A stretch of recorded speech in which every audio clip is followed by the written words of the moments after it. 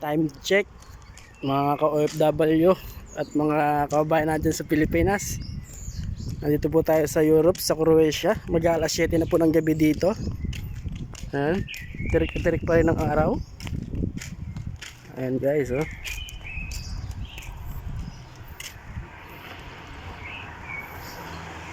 Pupunta kami dun sa seaside dahil malapit lang dito sa tinutuloyan namin. Ayan. Parang style South Korea mga bahay dito kasi palusong pababa. Ayan po, samahan nyo kami na gumala dito sa Croatia. Dala namin ang aming passport para hindi kami mahuli ng pulis kung sakali. May papakita kami documents. Ayan guys, dito kami nagkatrabaho guys. Ayun yung tinutuloy namin, no? Sa Balamar Hotel and Resort. Ayan.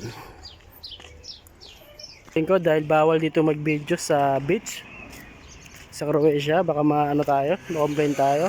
Diyan kami nga pagkatrabaho.